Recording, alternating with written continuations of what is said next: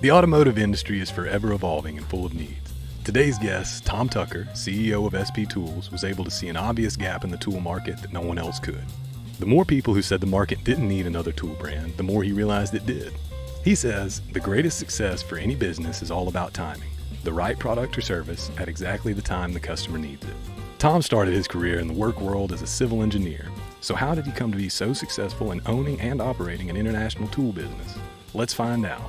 Welcome to the Cutting Edge Garage Podcast. So today we have the honor and privilege of having Tom Tucker with SP Tools, Austek Industries from Australia with us. Tom, thank you for taking the time to be with us today, taking the time out of your schedule and, being willing to share that wisdom that you have in the tool and equipment business. Well, time being time, it's morning and night, isn't it? We don't know which one's which. Well, everything right now, I think with COVID, everything's upside down, so it doesn't really matter. So, thank you, Tom, Lee. I appreciate it. So Tom, tell us a little bit about yourself. Who is Tom Tucker? What do you do with SP? What's your title, background, that kind of thing? Yeah, no problem. Well, I've been CEO of SP Tools International for around about 10 years. And in a long but short story, came into the tool industry approximately 30 years ago and working for a German company initially, and then I've worked my way up through the industry and then became one of the owners and shareholders of SP Tools. And we've built that over the last 30 years, and I guess we've got to that point, about 15 years ago where we saw that what we were doing and the way we'd gone about business was something that possibly we should take out to the world, and that's what we've done over the last 10 to 15 years. So that probably sums up, where we are and who we are. Me personally, I've been enjoying every moment of this, like from the start of literally looking at the business and how we're going to run it and who we're going to look forward to distribute the tools and go out there and develop tools. It's been a real privilege. That's awesome. So what are the company's origins? Where did SP Tools come from? Well, if we go right back to the very, very beginning, SP stands for, and lots of people ask me this, so it's a good question. Lots of people initially it stands for Shinano Pneumatics. A parent company that originally started was an air tool manufacturer or a pneumatics manufacturer, and Shinano is a region in central Japan around the Nagano area, and I'm sure you remember Nagano from the Olympics, the Winter Olympics, 20 odd years ago now. I don't quite remember. I'm old enough to remember. I don't always admit that, but yeah, I remember. Yeah.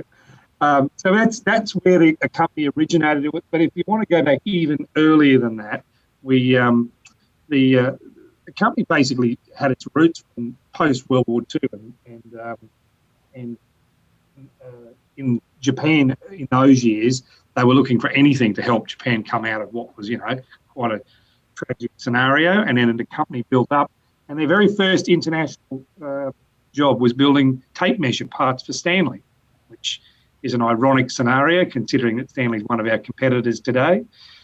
As the company built, we went into building pneumatics, and then we started our own range of air tools.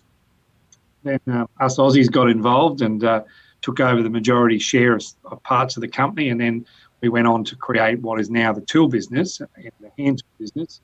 And like all hand tool businesses, we still manufacture some product in Japan, but we've gone global on a manufacturing scale. We don't, as people say, where's your tools made? I quite often say, where aren't they made? Because there's virtually not a part of the world where we don't have a subcontractor, or from Australia to Europe to the US to Asia, we're pretty much everywhere these days. Okay. So touching on that SP Air relationship, that is something that's still there to this day, correct? Yeah, absolutely. They're still a company. They still have a factory in Nagano in Japan. They still manufacture air tools there in Japan. Obviously, like all manufacturers now, they've gone global, and they're sourcing products and parts from different parts of the world.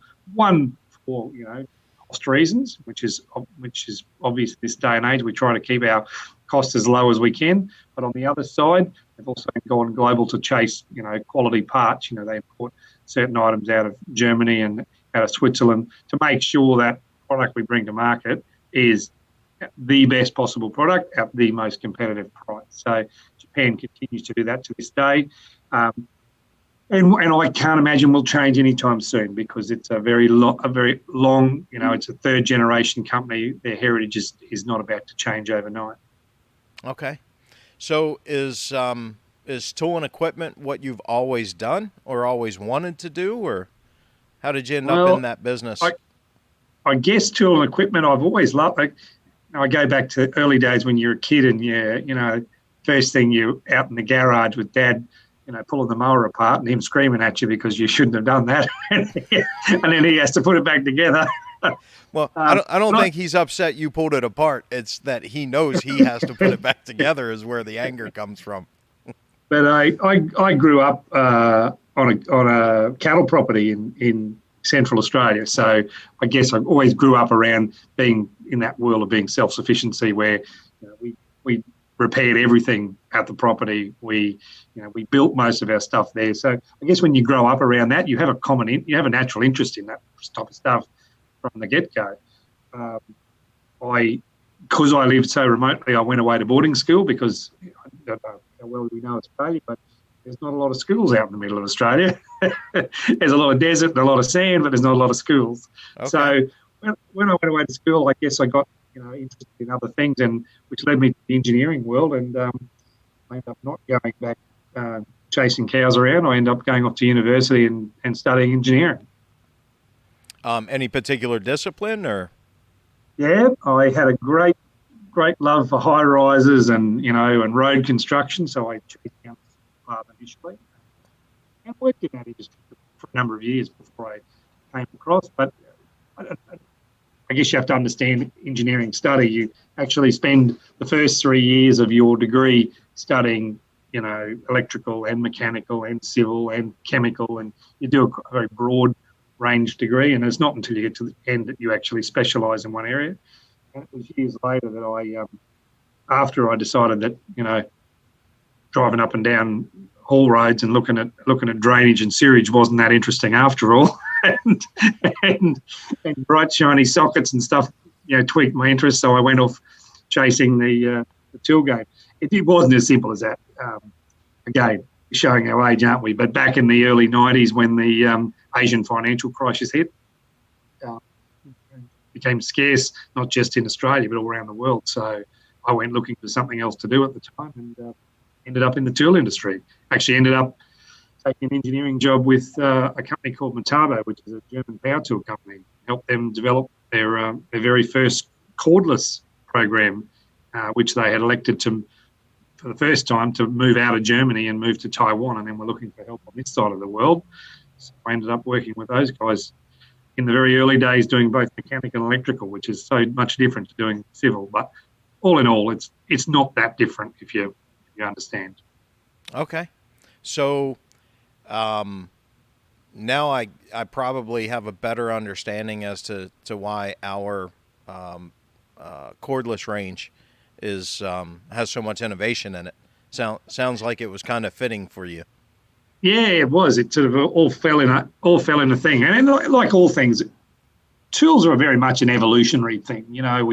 If you went right back to the turn of the 19th century, spanners were the only thing that were out there, or wrenches were the only thing that were out there. And then, someone invented the ratchet, and then someone invented and so time progresses, and we get more and more as time goes forward. So I guess cordless tools back in the 80s and 90s were always going to be a thing over corded tools. And I guess probably about, again, 10, 15 years ago, we looked at pneumatic tools. And I mean, the limitation of a pneumatic tool is no different to the limitation of a corded power tool, in that you have something attached to the back of it to power it up, i.e. compressed air or AC power.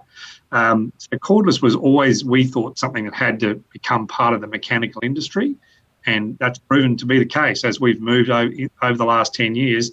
I think what we've seen is a real, how can we make a cordless version of what we're currently doing with corded versions or air versions. So, if I look at something like the impact wrench, the early days of when we first started developing impact wrenches, the cordless versions, what's the old saying? Couldn't pull skin off hot custard. So, but today, different scenario with technology and innovation. We've got cordless tools now that are quite capable of up to 1,000 odd foot-pounds, and that's not to be sneezed at, because if you realise the effort and technology and time that goes into developing not just the motors to do that, but also the impact mechanisms to do that, it's quite an effort. So yeah, you're right. Innovation's continuing, and there's a long train of it. Probably the next 5 to 10 years work already in the pipeline of where we'll end up next. But in a lot of cases, you can develop stuff, but you're actually waiting for other parts of the industry to catch up. We're waiting for better materials or better batteries or better something else to come along to make a new project work down the track. So you touched on taking what you guys have done in Australia global. So recently you've added SP Tools Italy. You have Nick with SP Tools Europe. One of the questions, and then of course us here, one of the questions that I don't know if I've ever actually asked you or not, and if I do, I might have had a beer or two before you answered, and I don't remember the answer. So you and I had a unorthodox kind of meeting in Automechanica in Germany. I was actually on my way to a meeting with Texa and happened upon the booth, and wasn't really looking for tools at that particular show. But our relationship basically developed from that. What gave you confidence in us to be able to be that U.S. partner for you? That's a good question, and I don't know if you have asked me that, or I might have had the beer too.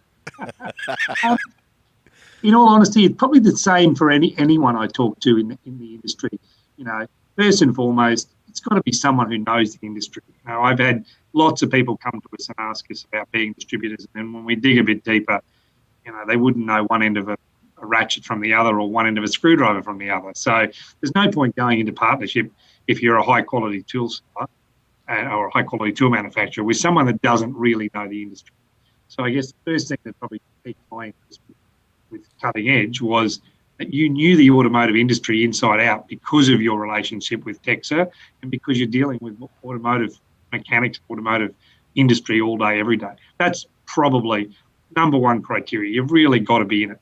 And that's no different to the guys, like Nick came from a background where he'd done exactly the same thing. He'd been working for a company that's all he'd done since the day he'd left school. And if I go around and look at most of our distributors around the world, we're all very similar in that we've been in the industry, in previous, and have a very easy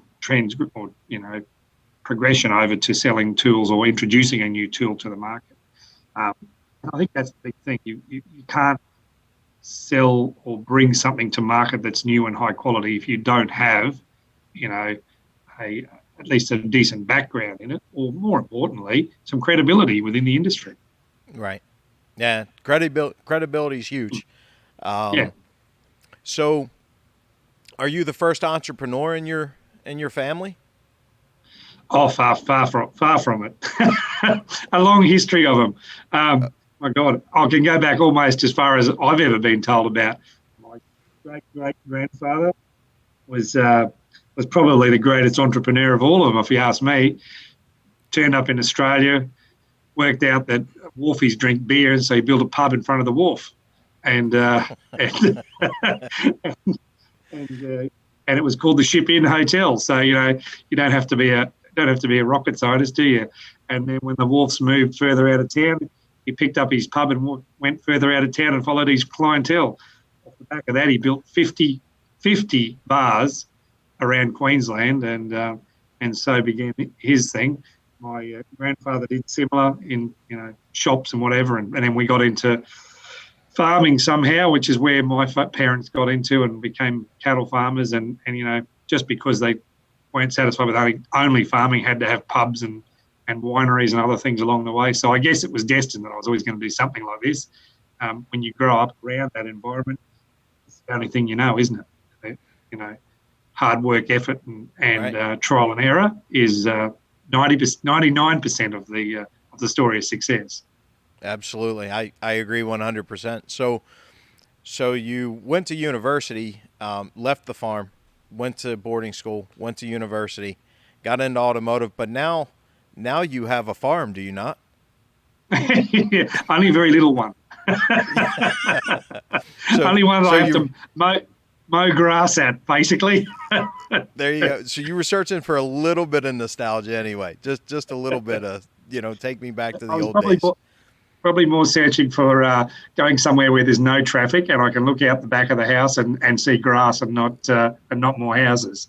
There you go. No, nothing wrong with that at all. So Yeah. how far away is the farm, and how often do you visit?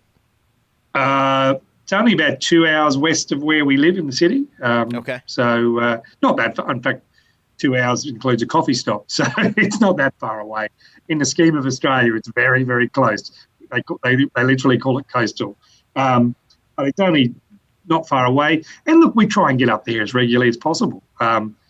If possible, at least once a month, if not twice a month. But it all comes down to work. Certainly, whilst the COVID situation's coming on, I could have turned into a full-time farmer again. I've had that much spare time to be driving up and back. Right. Yeah, it's been a mess. Yeah. It's definitely changed the way we go to market, and it's had to change. It's we've had to change to adapt to the customers and things like that. And I have to honestly say, it hasn't all been for the worst. We've been more efficient in our like the ultimate goal was when you come in for your meetings with us, the ultimate goal was to have you face to face live for the podcast, and that didn't work out because of COVID. So you find you utilize technology and you find another way to get it done. And we've been able to accomplish that with a lot of our meetings and a lot of, in absence of some of the shows that we've done, we've actually been able to save money and be more efficient in what we do. So I don't know that it was horrible, but I'd still like to have the mobility of getting out and going at some point here. Yeah. I couldn't agree more. It's funny. We for want of silly words, we stumbled across Zoom and Microsoft Teams probably 2 years ago because our local business in Australia, which is Austech Industries, I think we mentioned that in the early part, that SP Tools local distributor in Australia is a company called Austech. Our local business in Australia, it's a big country like the US. From one side of the country is the best part of 5 hours flying from. It's not a day trip to go from one side to the other. And we were looking at ways to get better communication and started up having our monthly sales meetings online and doing exactly. So I guess we'd already experienced a bit of that. And then along came where we are today. And nothing seemed to change on that front. We were already part and parcel of that. What I think has been quite enlightening is that our customers have now warmed to the idea. They now, when I have meetings with our larger corporate customers and whatever, are more than happy now to get online and have a Zoom meeting and a discussion. And I think they're actually preferring it because it's time certain and business gets done. And there's a lot of, and you would agree with this, there's a lot of time wasted standing in airports and traveling and as much as, look, I'm like you, I still love to meet customers and share time with them and be face to face. I think in the future there will be even a greater time and place. This will be something that becomes more normal. Right. And meeting will be probably a luxury, but it'll be a luxury we'll look forward to. Yeah, and probably appreciate more. I think it's gotten to the point where we've taken it for granted that somebody's hopping on a plane either to come see us or for us to come see them, and the waste of time in airports and the added expense that ultimately comes out of the bottom line for them, for us, for whoever. So yeah, I don't miss standing at the baggage thing waiting for my baggage. No. Man, I'm almost jonesing for that opportunity, and then to miss all of the opportunities for them to lose your luggage and all those things. Yeah, it's breaking my heart. So it won't be too long. So from your perspective, give us the ups and downs of building a business. So you guys have built this brand, SP Tools, from the ground up. What are the ups and downs of going through that, and would you do it again? Oh, look, yes, I would in a heartbeat, because it's been if we talk about ups and downs, there's been 90% up and 10% down. So would you do it again? Of course you would, because for the few downs, there's an awful lot of ups along the way. So that almost goes without saying.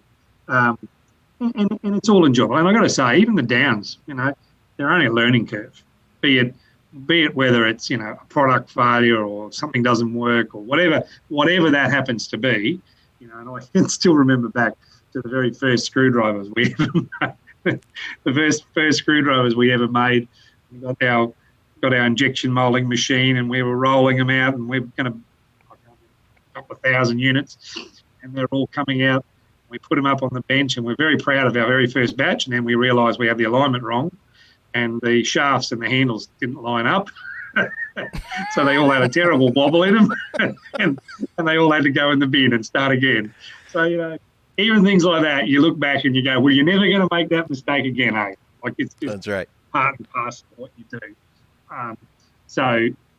But, yeah, look, I guess some of the great parts is making a good product is not that difficult. Like, if you put your mind to it and you've set your parameters and what you want to do and how you want to go about it, it's not super difficult to do. You've got to obviously be dedicated to it and take a no-cut approach. Like, you can't say, oh, we'll save $1 there or we'll save $1. You take that, it's going to be at the top of the range, so that's what we've got to do.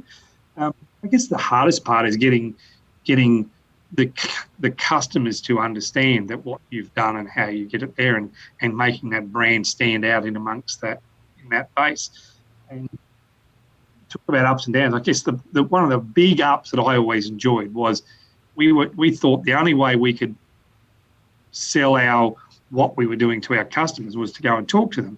And inevitably, once we started talking to the customers, we actually learned a whole lot more about what they wanted and how no one else was doing that. And that led us to sort of, all of a sudden, from an idea, led us to my God, there's a huge hole in the market for someone to do this in a different way, and how we go to market and what we build, and that was extremely exciting, because we were literally doing it. We had some people around, and this was in Australia at the time, telling us we shouldn't be doing it because the market didn't need another brand, and yet we were looking at this whopping great hole that needed to be filled, and we're the only ones who could see it.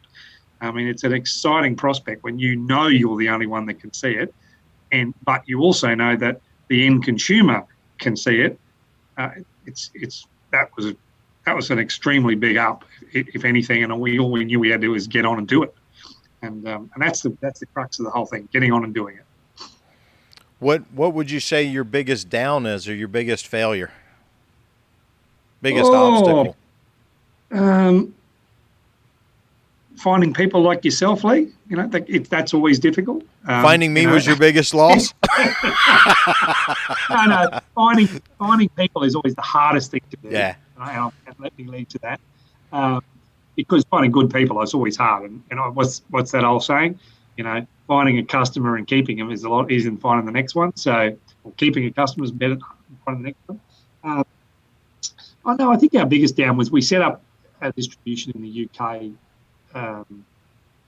maybe 7 or 8 years ago, got it up and running and moving. And unfortunately, our distributor there had some health issues and had to close the business. And at the time, I didn't really understand it. But now I look back and go, there was something we probably didn't do as well as we could have. In hindsight, I would have done it a whole lot differently and tried to do things differently. But, you make decisions at the time based on what your best knowledge is. So I guess you have to live with those in the future. I would love to have not seen that happen in hindsight. So that's probably the only thing that I would have done differently at any major thing that I would have done differently.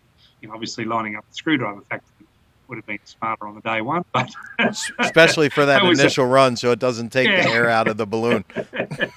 Yeah, exactly.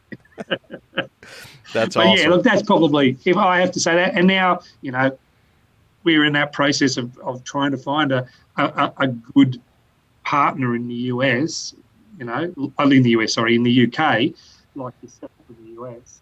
And that, as I said, that's not something that's easily done. So, it takes time. So, yeah, that's probably the one thing that I would change. Okay. So,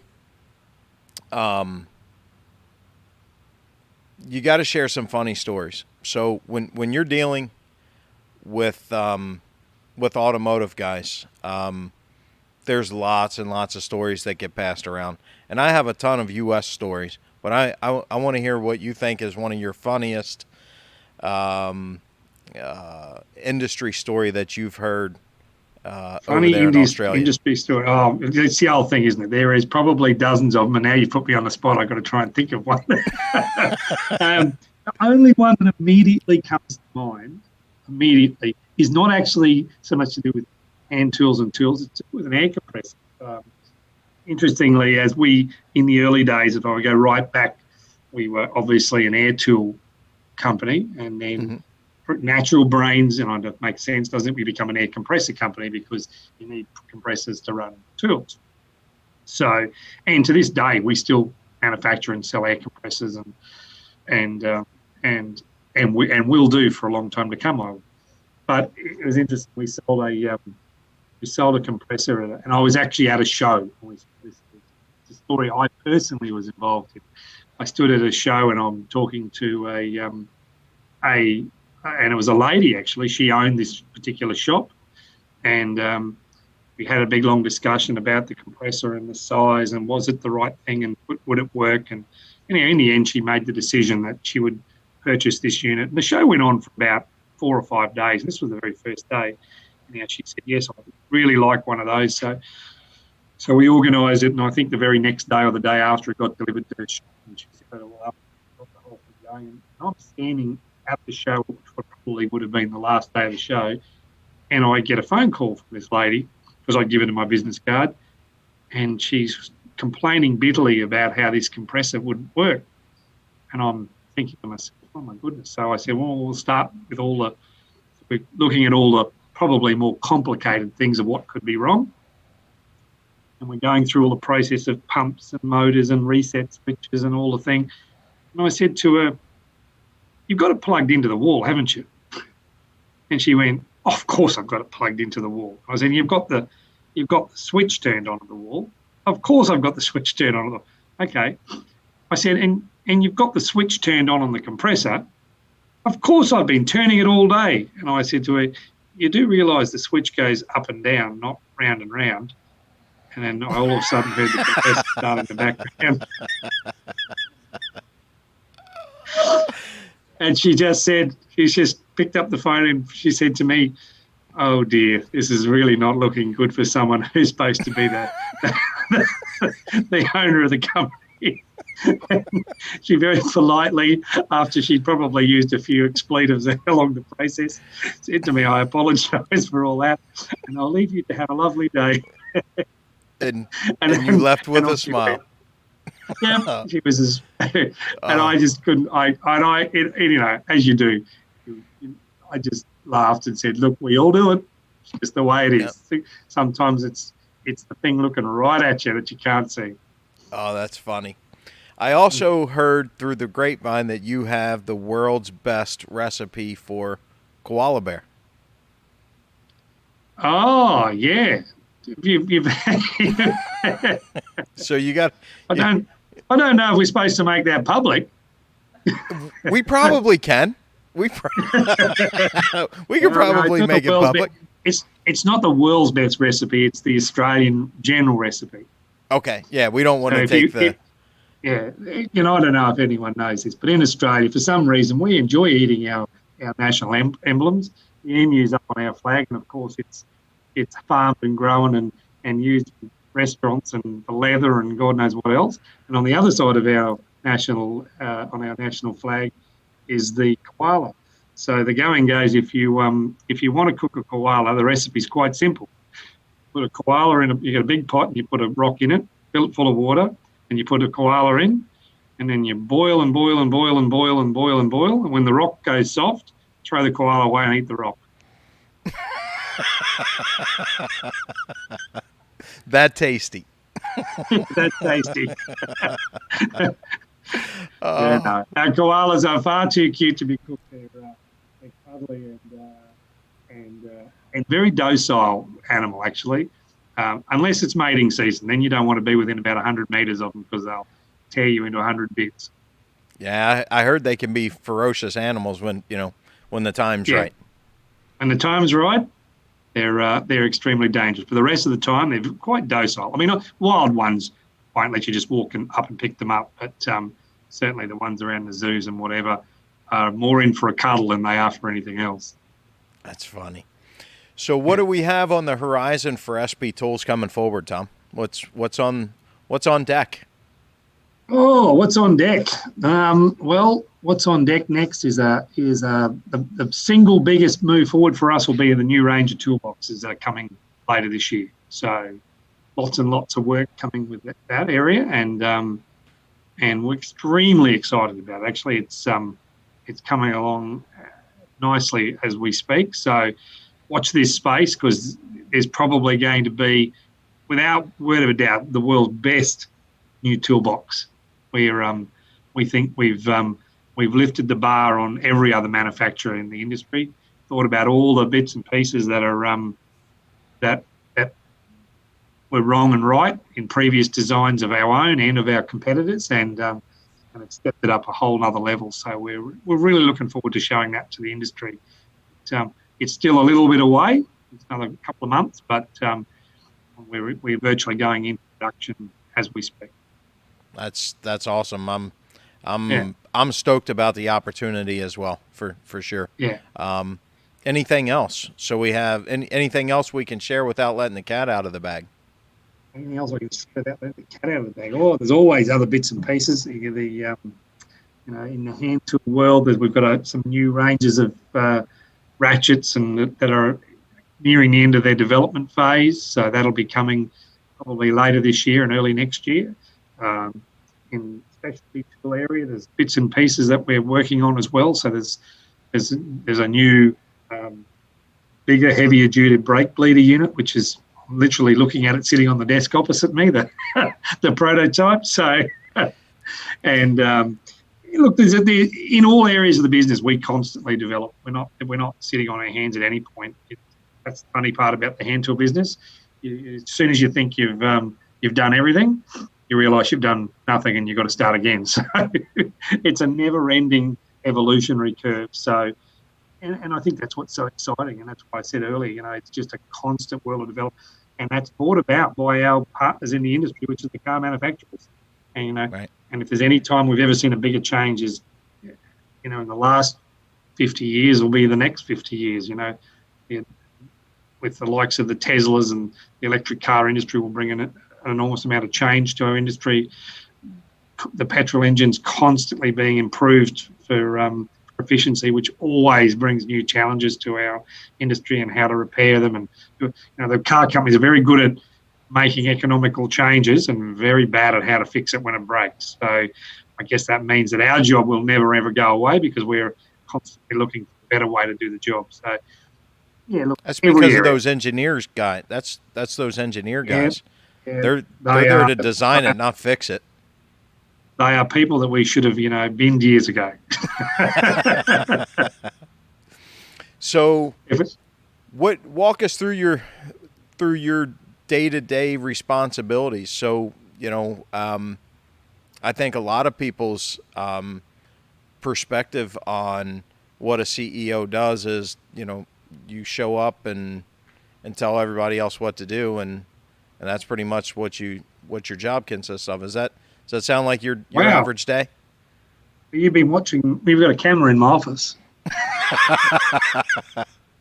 No. Look, it'd be lovely if that's what it was. No, look, it literally is one of those jobs where where every day is different.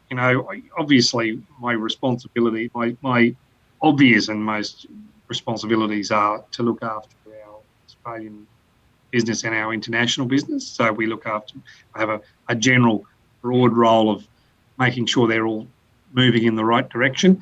But inevitably, my job is all about making sure that all my team are being helped the best of times. So that's my job.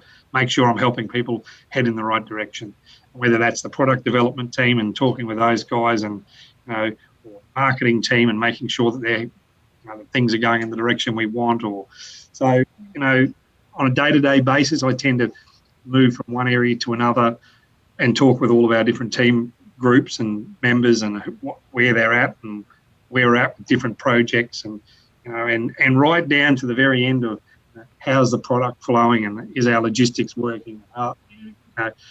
Doesn't matter how good we are at making it if we can't deliver it at the other end. So you literally do have from one end of the business to the other, and making all those people literally every day is what I do.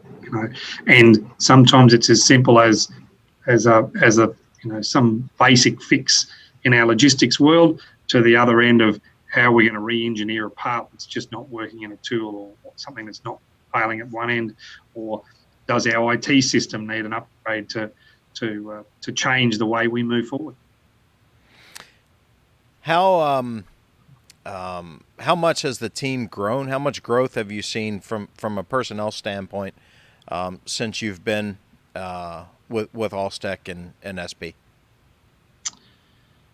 Oh, goodness gracious, that's a good point. So from when the day I started in this business, I think we had 5 of us or 4 of us or 4 or 5 of us, I can't remember. And today globally, there's probably in excess of a couple of thousand, I suppose, if you go around and add up all the people in all the different areas. And that's probably an underestimate, because, I don't include all the subcontractors and all their staff and all the bits we do. So, there are literally thousands and thousands of people involved.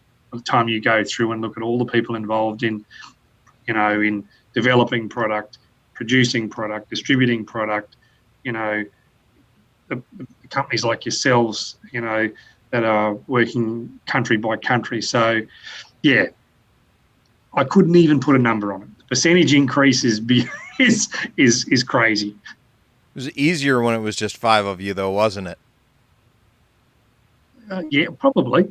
It didn't seem so at the time. At the time, I think it felt just as difficult as everyone else. And I think that's the big thing in any business, is that, it doesn't matter how small or big you are, it's managing the process as well and moving forward with those processes. So, and if you do it well, suddenly you find you've got a little bit more, a few more sales, and before you know it, another staff member, and suddenly you wake up one day and you've doubled in size, and that seems to continue to happen over and over if you stick to your process and the way you go about business.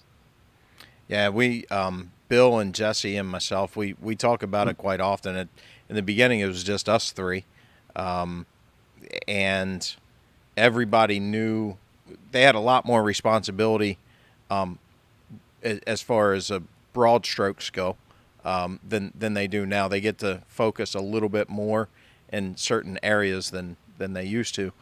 And then you add more and more people, and before you know it, it's trying to our struggles have always been maintaining those processes. So getting the same consistent thing out of, those first 2 people that were there that you relied on for everything, when everybody is removed from that process and you're hiring more people to do a specific job set. Yeah, no, I agree. And that's part of it, isn't it? Like as any business grows, your key personnel tend to be the very guys that started with you, because they know the job inside out from one end to the other, and they tend to make the best decisions because they realise upstream and downstream what those decisions mean. And with the exception of Bill behind the camera, with the exception of him, yes, that's correct. Sorry, I got to pick on Bill at least every episode. I find the opportunity to throw that in there, so I just got to do it. Oh, Is that why you're going blurry occasionally? probably. He's probably Or is that just playing my- with the it's probably just playing with the volume and stuff as well.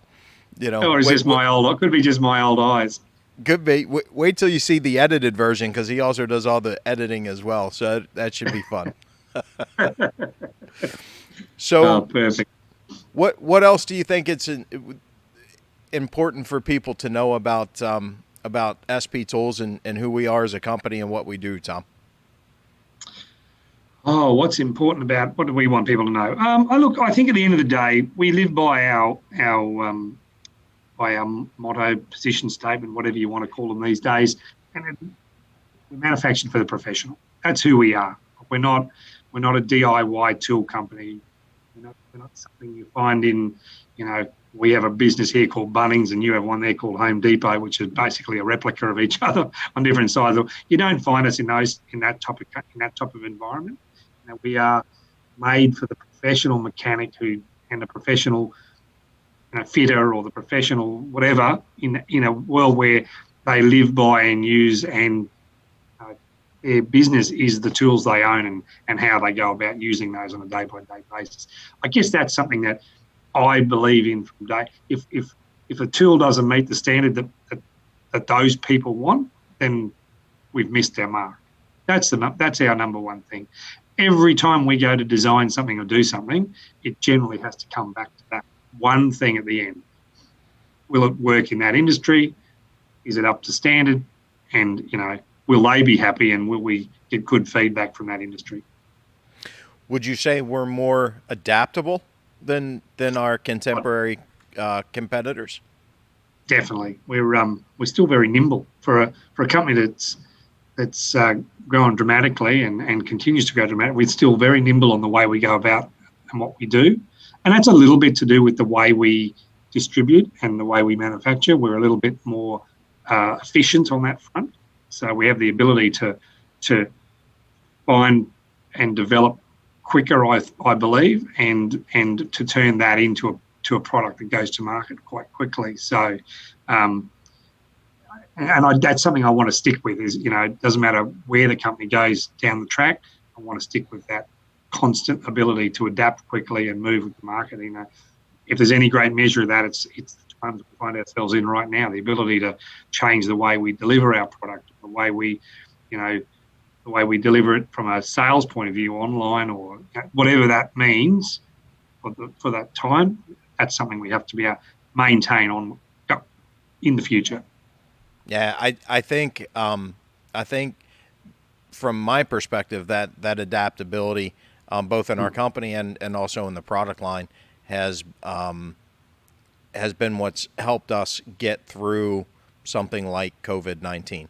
Not that we're quote unquote through it at this point, but when you have a dramatic impact to how you do business, the quicker and faster you can adapt your processes and response to that is critical. And I think that's why we're, double digits up over last year versus some of our larger competitors that are, double digits down or, deep double digits down. So I love the adaptability.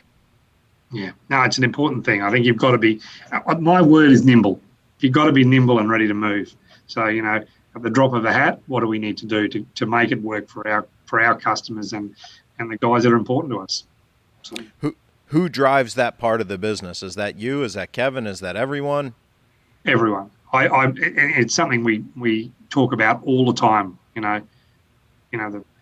The ability to change quickly and move with the market, and it's something we try and obviously it comes from the top down. We have to drive it as the directors of the company.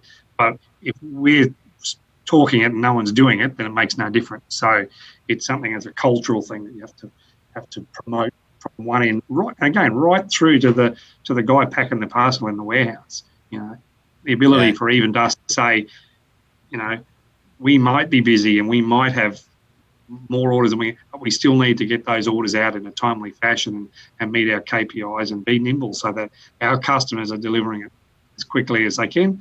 Because generally speaking in our industry, whilst we sell a lot of tools to people who are setting up or getting something new or whatever, more often than not, they're buying something because they lost it or they broke it or they've cut that one in half for a special purpose or whatever they've done, they need it yesterday. So, right. They can't wait a month or a week or 2 weeks.